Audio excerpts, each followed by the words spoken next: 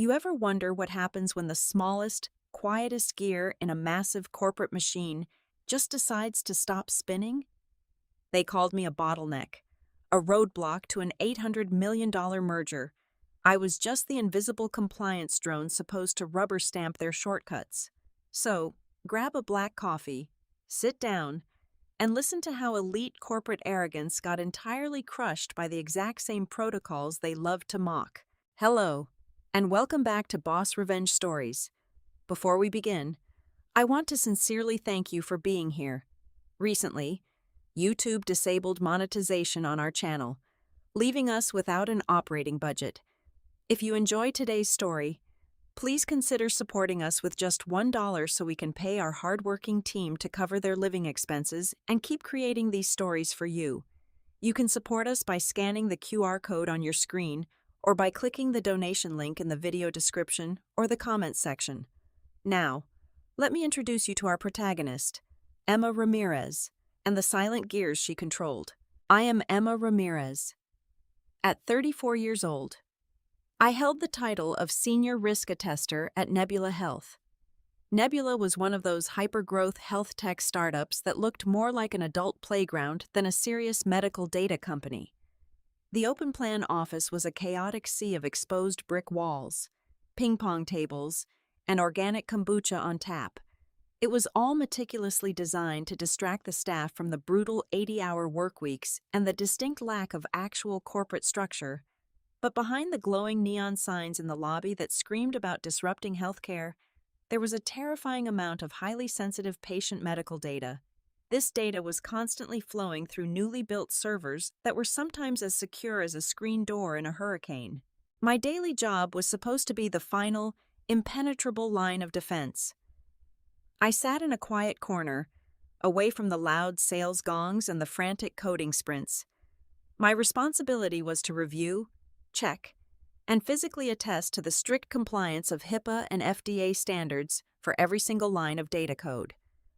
Nothing was legally allowed to be pushed to the central server without my digital authorization. To say my colleagues did not appreciate my role would be the understatement of the decade. In a corporate culture absolutely addicted to speed and rapid deployment, I was the designated party pooper. Almost no one in the company actually understood the immense legal gravity of what I did. To the board of directors and the arrogant engineering leads, I was just a frustrating bottleneck. They viewed me as a bland, invisible office worker who existed solely to ruin their launch timelines and kill their momentum. They saw compliance as a mere suggestion, a tedious box to check, rather than a rigid federal legal requirement that kept them out of a federal penitentiary. This toxic mindset of prioritizing speed over safety trickled down directly from the top, perfectly embodied by our newly appointed Chief Operating Officer, Jackson. Jackson was a quintessential Silicon Valley caricature brought to life. He strutted around the office wearing $200 fleece vests over designer t-shirts, carrying a smart water bottle, and speaking entirely in empty, aggressive buzzwords. He was obsessed with agile disruption, paradigm shifts, and synergizing our data flow. More importantly, he absolutely despised anything that resembled a process barrier. To him, federal healthcare regulations were not protections for patients. They were just outdated obstacles preventing Nebula Health from achieving a massive financial valuation. Jackson had one singular, obsessive goal: to aggressively grease the wheels for an upcoming $800 million merger and acquisition deal with Titan Group, a massive and highly scrutinized global conglomerate. To get that massive deal across the finish line and secure his own multi-million-dollar executive bonus, Nebula needed to show explosive, uninterrupted product growth. That meant pushing untested software updates at a reckless, breakneck pace. I repeatedly sent him formal, highly detailed, written warnings about core security vulnerabilities in the new code batches. I clearly explained that if these vulnerabilities were exposed, millions of patient medical records could be easily hacked and compromised. Jackson blatantly ignored every single one of my memos. When I finally cornered him in the glass-walled conference room to demand a mandatory delay on the next server deployment, he just scoffed at me like I was a confused child. "Emma, "You are looking at the trees and missing the forest," Jackson said, waving his hands dismissively while checking his smartwatch. "We are moving fast and breaking things. That is how innovation works. We simply do not have the time or the budget for you to manually inspect every tiny string of code. Just sign off on the risk assessment report so we can launch. We will patch the security bugs in version 2. HIPAA violations do not get patched in version 2. Jackson, they get investigated by the federal government, and they come with massive fines," I replied, keeping my voice perfectly steady and professional. "Just make the dashboard green. Emma, Titan Group is watching our momentum closely. Do not be the reason this entire deal stalls out," he ordered sharply, pointing a finger at me before walking out of the room. He thought I was just going to roll over and take it. He looked at my quiet demeanor, my plain gray suits, and my polite emails, and he assumed it meant I was weak and easily bullied. What he did not know was that beneath my patient exterior, I was meticulously preparing for the inevitable disaster he was creating. Every single time Jackson forced a bypass of standard procedure, I silently archived his emails, his threatening direct messages, and his digital override signatures into a highly encrypted personal offline drive. But I did not stop there. Knowing that he would eventually try to permanently strip my authority to force the Titan Group deal through, I spent my late nights programming a highly classified, fail-safe system protection protocol deep within the core server architecture. I named it Safety Catch 404. It was a silent, dormant tripwire, perfectly woven into the back-end code, waiting in the dark, and Jackson was practically sprinting blindly toward it. It happened on a Friday at noon. The office was mostly empty, the engineering teams having already migrated to the local craft breweries. My desk phone blinked with a sudden calendar invite. A mandatory one-on-one with Jackson in the main glass conference room. Effective immediately. I grabbed my tablet and walked over, the synthetic rubber of my flats making no sound against the polished concrete floor. Jackson was standing by the window, staring out at the city skyline, drumming his fingers against a sleek thermal coffee mug. He did not even bother to sit down or offer me a chair when I entered. "I am going to keep this brief, Emma," he said, turning around with a perfectly rehearsed expression of false sympathy that did not reach his eyes. "Nebula Health is entering a highly aggressive hyper-growth phase. To close the Titan Group acquisition, we need extreme agility. You have consistently demonstrated that you do not align with our speed culture. Your insistence on archaic, slow-moving compliance reviews is actively threatening this merger. Therefore, your employment is being terminated, effective immediately." Before I could even process the words, my phone buzzed in my pocket. I glanced down at the notification screen. It was a company-wide email from Jackson. He had just publicly announced that a 22-year-old marketing intern, fresh out of college with absolutely zero data security credentials, was temporarily taking over the role of risk attester. It was a blatant, reckless maneuver to rubber-stamp the remaining server deployments over the weekend. Jackson braced himself, squaring his shoulders as if preparing for a hysterical outburst. He expected me to cry. He expected me to beg for my severance package, or perhaps scream about wrongful termination. Instead, I simply looked at him, feeling an icy calm wash over my entire body. I offered a faint, almost imperceptible smile. "I understand," I replied softly. My voice was perfectly flat. I tapped the screen of my tablet, pulling up a highly specific internal document, and slid it across the glass table toward him. "Since I'm being terminated immediately, company policy dictates that you must formally sign the electronic handover protocol for senior attestation rights. It is a standard compliance transfer. I cannot legally relinquish my clearance level to an intern without executive authorization." Jackson rolled his eyes, clearly annoyed by yet another administrative hurdle. He leaned over, grabbed the digital stylus, and hastily scrawled his signature across the bottom of the screen. He did not spend a single second reading the dense, legally binding text right above the signature line. If he had bothered to read the fine print, he would have noticed a critical clause outlining the severe legal and operational consequences of manually severing the biometric authentication chain from the root system architecture.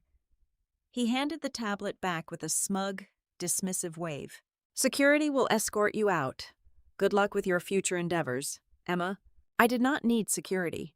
I walked back to my desk and packed my few personal belongings into a small cardboard box. It took me exactly 15 minutes. I left my corporate laptop closed and resting perfectly parallel to the edge of the desk. Beside it, I placed my heavy plastic employee badge, the lanyard coiled into a neat circle. I picked up my box and walked down the main aisle. I did not look back. I kept my posture completely straight, my head held high, gliding past the confused glances of the few remaining junior developers. I reached the front lobby and approached the exit. The security revolving door required a final badge scan or a biometric facial recognition sweep to log the departure. As I stepped into the glass cylinder, the scanner read my face. A small screen flashed red with the word "deactivated." The heavy glass panels rotated, pushing me out into the warm afternoon air. In that exact fraction of a second, as my biometric identity was officially purged from the Nebula Health Active Directory, a hidden line of code deep within the central servers woke up. The severance of my profile was the key. Safety catch. 404 was no longer dormant. Deep in the digital dark, a silent 48-hour countdown timer began to tick. Monday morning arrived with the kind of crisp, arrogant sunshine that usually accompanied massive corporate victories. While I was sitting on my patio, slowly sipping a perfectly brewed cup of dark roast coffee miles away, I could visualize the exact sequence of events unfolding at the Nebula Health headquarters with high-definition clarity. The trap was set, the timer had reached 0, and the prey was walking right into the snare. At exactly 9 o'clock in the morning, the due diligence delegation from Titan Group strutted into the main lobby. This was not a casual visit. This was the final, comprehensive inspection team, comprised of senior data architects, high-powered legal auditors, and executive vice presidents wearing custom-tailored Italian suits. They were the apex predators of the corporate world, arriving to carve up their newly acquired $800 million prize. Jackson, naturally, was waiting to greet them with his blinding signature smile and a catered breakfast spread of artisanal pastries that cost more than a junior developer's weekly salary. The atmosphere in the building was electric, buzzing with the intoxicating anticipation of a massive payout. Jackson led the delegation past the ping-pong tables and the neon signs, marching them directly into the primary server control center. The goal of this meeting was simple. The Titan Group auditors needed a final, unrestricted read-only pass into the core patient database to verify the structural integrity of the medical records before the final wire transfers could be authorized. Sitting at the main compliance terminal, sweating profusely under the harsh fluorescent lights, was the 22-year-old marketing intern Jackson had haphazardly promoted just 3 days prior. The kid had absolutely no idea what he was looking at. To him, the compliance dashboard was just a series of intimidating, highly technical prompts that he had been instructed to mindlessly click through. "Whenever you are ready, gentlemen," Jackson announced, his voice dripping with unearned confidence as he gestured toward the glowing monitors. "Our young prodigy here will grant you full systemic access to the most robust health tech database in the hemisphere." The intern swallowed hard, his hand trembling slightly as he gripped the computer mouse. He moved the cursor to the master authorization button and clicked approve. For exactly 2 seconds, nothing happened. The loading wheel spun, a small circle of false hope. Then, the catastrophic failure began. The primary monitor did not just show an error message. It aggressively, violently flashed a blinding, alarming shade of crimson red. Instantly, a cascading chain reaction ripped through the local network. Every single monitor in the control room, followed by every developer screen on the open plan floor, turned the exact same shade of blood red. The soft, ambient hum of the servers spiked into a high-pitched, mechanical whine as the hard drives physically locked themselves down. A massive dialog box materialized in the center of the main display. displaying a string of text that made the Titan Group auditors instantly physically recoil. The core algorithm coldly stated that all access commands were permanently denied. The system explicitly cited a missing biometric linked attestation signature. It was searching for my unique cryptographic thumbprint, my retinal scan, and my encrypted administrative key. Because Jackson had severed my profile on Friday afternoon, the system recognized the intern's bypass attempt as a hostile, unauthorized external intrusion. The smug smile evaporated from Jackson's face, replaced by a pale, sickly mask of sheer terror. The lead auditor from Titan Group adjusted his glasses, his expression instantly shifting from polite interest to deep, icy suspicion. "What exactly is going on here, Jackson?" the auditor demanded, his voice dropping an octave, losing all traces of friendly corporate banter. "Why is a senior-level compliance firewall triggering a critical lockout during a standard read-only request? It is nothing. It is just a minor glitch in the user interface," Jackson stammered, his voice cracking violently as a bead of cold sweat rolled down his neck. He lunged forward, physically shoving the terrified intern out of the desk chair. "Get out of the way. Someone get the chief technology officer down here right now." Within minutes, the head of the internal IT department sprinted into the room. Flanked by 3 senior engineers, Jackson was practically foaming at the mouth, his perfectly manicured persona shattering into a million pieces. He was screaming at the top of his lungs, slamming his fists against the glass desk. "I do not care what the error code says. Use your administrative root privileges and hack into our own system right now. Override the biometric requirement and force the database open. Do it immediately," Jackson roared, his face turning an unhealthy shade of purple. The chief technology officer hesitated, staring horrified at the crimson screens. "Jackson, that is a core compliance lock. If we try to brute force a bypass without the registered attester's signature, the system might interpret it as a cyber attack." "Do it, or you are all fired," Jackson shrieked, losing complete control of his rational faculties. Intimidated and panicked, the IT team launched a desperate, heavy-handed terminal override, trying to smash through the very digital walls they had built. They injected a backdoor command script, attempting to rip the biometric lock out of the server's root directory. That aggressive, brute force intervention was the exact trigger I had been waiting for. The moment their unauthorized administrative script touched the locked patient database, Safety Catch 404 woke up from its slumber. It recognized the forceful breach attempt not just as an error, but as a critical malicious data violation.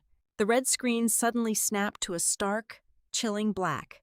A single line of white text began typing itself across the monitors in cold, methodical keystrokes. "Unauthorized brute force breach detected. Initiating federal protocol." The IT team froze, the blood draining completely from their faces. They realized, far too late, what was happening. Safety Catch 404 automatically compiled a massive, encrypted data log of the unauthorized access attempt, bundled it with Jackson's digital signature from Friday, and instantly transmitted a suspected HIPAA data breach report. It bypassed the internal network entirely, shooting the report straight through a secure, unblockable pipeline directly to the primary servers of the United States Federal Health Commission. There was a horrifying, suffocating silence in the server room. The representatives of Titan Group stood absolutely paralyzed, their jaws slack. They had just witnessed the entire $800 million technological database they were about to purchase get legally sealed, locked, and reported to the federal government in a fraction of a second. The asset they wanted to buy was no longer a gold mine. It had instantly transformed into a radioactive, legally toxic crime scene. The system was fully locked, the government was notified, and the silent gears of my revenge had finally crushed the machine. The immediate fallout was nothing short of spectacular. According to the sworn depositions and internal company transcripts I would read months later, the moment the federal breach notification flashed on the screens, the lead auditor from Titan Group did not say a single word. He simply closed his leather portfolio with a sharp, echoing snap, turned on his heel, and walked out of the server room. His legal team followed him in a silent, synchronized march of pure corporate disgust. Within 10 minutes of their departure, Titan Group officially suspended the $800 million merger and acquisition deal indefinitely. The financial bleeding of Nebula Health was instantaneous and catastrophic. Word of the sudden suspension leaked to private investors before lunch, and internal valuations began to freefall, vaporizing tens of millions of dollars of company equity with every passing hour. The once vibrant, hyperactive office transformed into a silent, suffocating tomb of panic. An emergency meeting of the board of directors was called immediately in the executive boardroom on the top floor. The atmosphere was completely unhinged. Jackson was pacing frantically back and forth across the expensive mahogany floor, sweating through his designer fleece vest, desperately trying to construct a narrative that would save his career. It was a rogue script, a malicious cyber attack orchestrated by a disgruntled former employee, Jackson shouted, slamming his hands on the massive conference table. He pointed a trembling finger directly at the chief technology officer. Your IT department triggered it. You let a malicious virus slip past the firewall. You need to take responsibility for this catastrophic system failure. The chief technology officer, a veteran engineer who had endured months of Jackson's arrogant mismanagement, did not flinch. He slowly stood up, plugged his tablet into the central presentation system, and projected a document onto the massive wall monitor for every single board member to see. It was the electronic handover protocol. The very same digital document I had handed to Jackson in the glass conference room just 3 days prior. I did not trigger anything, Jackson, the chief technology officer said, his voice dripping with absolute contempt. And Emma Ramirez did not plant a virus. This is your signature, time-stamped and verified, officially severing the only active biometric compliance key our network possessed. You manually ripped out the steering wheel of a speeding car, and then you forced my team to hotwire the engine while federal regulators were watching. You did this. You destroyed the firewall. The board members stared at the 10-foot-tall projection of Jackson's hasty signature.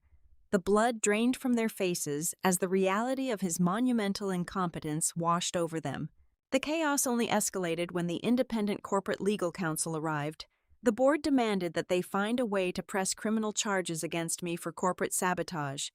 They wanted me arrested by federal agents before the sun went down. The lead attorney, an older man who charged $1,000 an hour, spent exactly 45 minutes reviewing the system architecture logs, my employment contracts, and federal health data statutes. When he finally spoke, his words were a death sentence for the board's hopes. We cannot sue her. We cannot press charges, the attorney stated flatly, adjusting his glasses.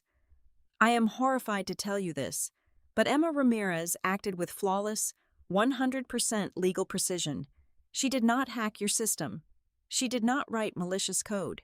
She built a legally mandated compliance failsafe, which is exactly what her job description required her to do. When you fired her and aggressively bypassed the security check, her system simply did its job. It protected the patient data from unauthorized users. She did not sabotage you. She simply stopped protecting you from yourselves. A heavy, suffocating silence descended upon the boardroom, but the nightmare was far from over. The true masterpiece of my architectural design had not even been fully discovered yet. While the board was hyperventilating over the HIPAA privacy violation, the engineering team in the basement uncovered the secondary logic loop I had woven into the core code. The chief technology officer burst back into the boardroom, looking as though he had just seen a ghost. "It is worse," he announced, his voice barely a whisper. "It is so much worse than a data lock." He explained the hidden mechanism of Safety Catch 404. I had not just locked the patient data, I had permanently intertwined the biometric attestation key with the product functionality itself. I had configured the logic so that any unauthorized attempt to replace the registered risk attester would trigger an automatic, irreversible invalidation of the software's safety certificates with the Food and Drug Administration. "What exactly does that mean?" the chairman of the board asked, his voice trembling violently. "It means," the chief technology officer replied, looking directly at Jackson, that as of right now, our flagship medical device software is officially uncertified. It is illegal to operate. We cannot sell it. We cannot update it. And hospitals cannot legally use it on human patients. The entire product line is now completely worthless. The room erupted into absolute pandemonium. The board of directors plummeted into a bottomless pit of despair. The arrogant executives who had spent months mocking compliance, who had viewed me as nothing more than a frustrating bureaucratic roadblock, suddenly realized the fatal magnitude of their arrogance. They had summarily fired their only guardian angel. They had insulted, marginalized, and discarded the one person holding the absolute key to the survival of the entire corporation. Before they could even formulate a desperate mitigation strategy, the final crushing blow was delivered. A high-priority encrypted email chimed on the chairman's laptop. It was a formal communication from the elite legal division of Titan Group. It was a ruthless, non-negotiable ultimatum. The letter stated in cold, precise legal terms that Nebula Health was in direct violation of the preliminary merger agreements regarding data integrity and regulatory compliance. Titan Group demanded that Nebula Health completely restore the Food and Drug Administration compliance certifications and unlock the main servers within exactly 24 hours. If they failed to meet this deadline, Titan Group would permanently cancel the merger, publicly withdraw all financial backing, and immediately sue the executive board of Nebula Health in federal court for gross negligence and corporate fraud. The board members looked at the clock. They looked at the massive digital signature of their foolish chief operating officer on the wall. They were entirely trapped in a flawlessly constructed cage of their own making, with no escape, no leverage, and the clock relentlessly ticking away their final hours of corporate existence. My personal cell phone began vibrating on the kitchen counter at exactly 10:15 in the morning. I let it dance across the granite. It was Jackson. Over the next 3 hours, he called exactly 47 times. I listened to the voicemails while repotting a fern. The progression of his tone was a fascinating psychological study in corporate narcissism collapsing under pressure. First, it was the old Jackson, full of baseless authority. "Emma, pick up the phone immediately. We have a minor technical glitch and I need your override code. This is an official directive. Do not make me write you up for insubordination." An hour later, the threats started, echoing with unhinged panic. "Emma, you are in violation of federal law. If you do not unlock the servers in exactly 5 minutes, I am calling the FBI. You will spend the rest of your life in a federal prison. I will ruin you." By 2 o'clock in the afternoon, the arrogant bravado had completely evaporated, replaced by pathetic, hyperventilating desperation. "Emma, please, please, I am begging you on my hands and knees. Just answer the phone. Tell me what you want. I will give you my own stock options. My career is completely over if this deal falls through. Please, Emma, just press the button." I simply deleted the messages one by one, the cold, automated voice of the carrier network being my only response. Around 3 o'clock, I watched through my doorbell security camera as the head of human resources and 2 panicked senior executives practically sprinted up the walkway to my apartment building. They were carrying a massive, ridiculous luxury gift basket overflowing with imported cheeses, artisanal crackers, and 2 bottles of excessively expensive champagne. The human resources director, visibly sweating through her designer silk blouse, was holding a thick, freshly printed contract folder, waving it at the camera lens like a desperate white flag of surrender. Through the tiny microphone, I could hear her promising a completely clean slate, an immediate executive reinstatement, and a guaranteed contract that quadrupled my previous annual salary. They stood on my welcome mat for 45 solid minutes, ringing the bell and knocking on the heavy wooden door, completely oblivious to the fact that they were begging a brick wall. I did not even bother to turn off the television inside. I just watched them suffer on the tiny digital screen. The truth was, I was not even at the apartment. I was sitting comfortably on the sunlit patio of a small, quiet cafe exactly 20 miles away in the peaceful suburbs. I had a large slice of lemon pound cake on a ceramic plate, and I was casually sipping my second cup of perfectly roasted black coffee. I spent the entire afternoon watering the hanging plants on the cafe patio, enjoying the gentle afternoon breeze, and occasionally scrolling through my personal email inbox. The contrast was almost poetic. While the multi-million-dollar corporate empire of Nebula Health was actively burning to the ground, suffocating in a toxic cloud of regulatory panic and impending financial ruin, I was deciding whether or not to order another pastry. The power dynamic had not just shifted, it had completely inverted in absolute, uninterrupted silence. Back in the city, the elite legal architects at Titan Group were sharp enough to realize that Jackson was a rapidly sinking ship. They recognized his incurable, terminal incompetence and decided they no longer had the time or the patience to let Nebula Health try to put out their own catastrophic fire. If you want to disarm a highly sophisticated digital bomb, you do not ask the arrogant fool who accidentally cut the wrong wire. You go directly to the mastermind who built the explosive in the first place. At exactly 4:30 in the afternoon, a new notification popped up on my phone screen. It was not from anyone at Nebula Health. The sender address belonged to the Senior Executive Legal Counsel for Titan Group.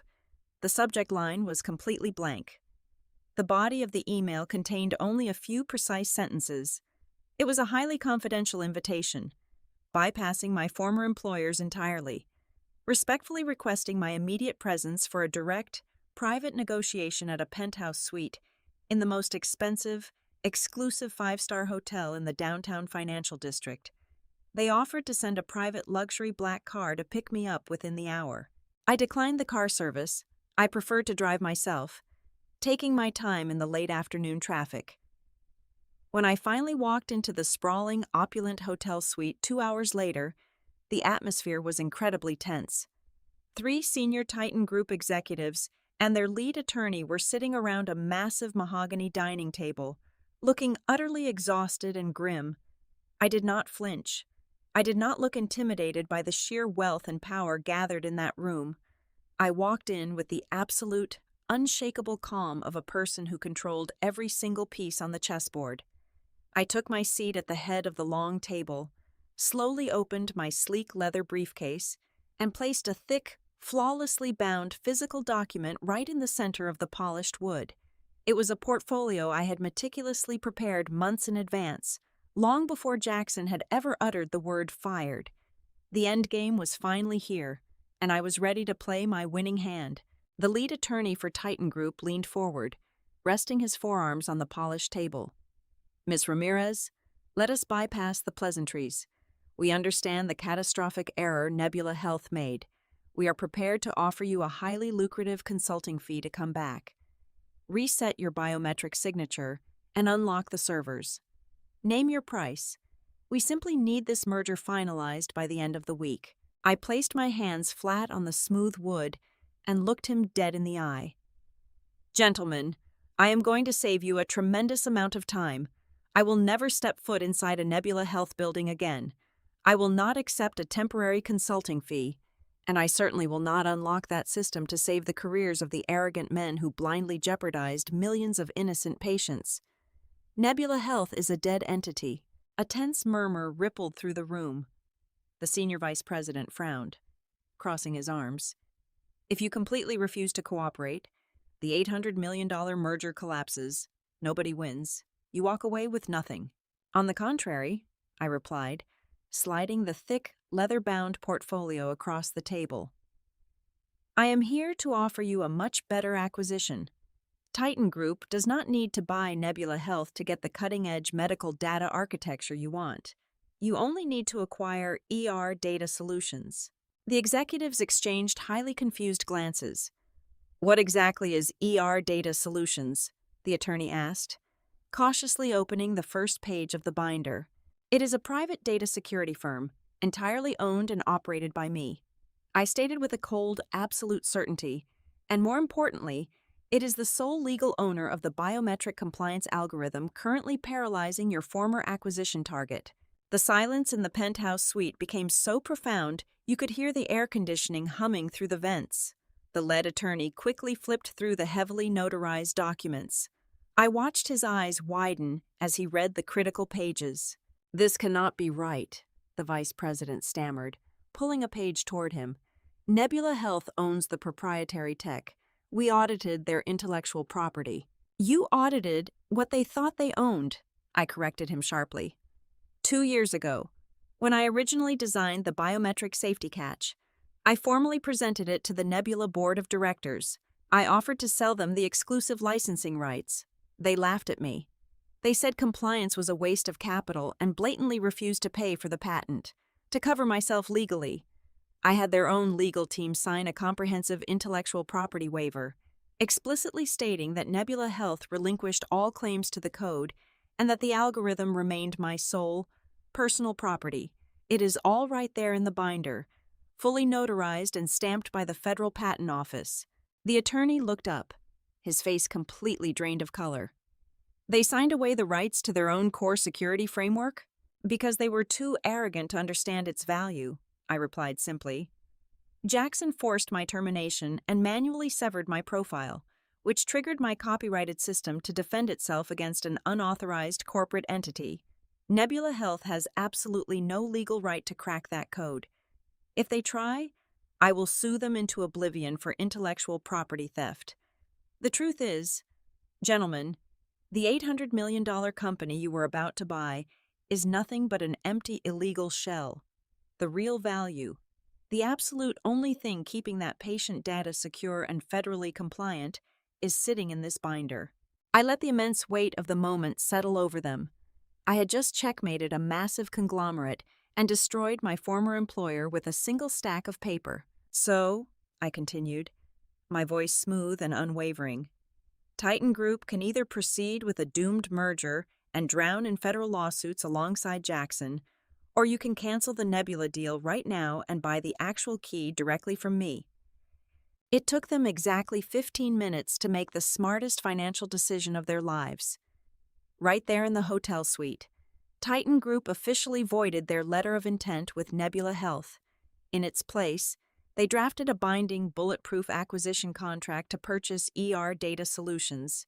They bought my algorithm for a staggering $20 million in cash and equity.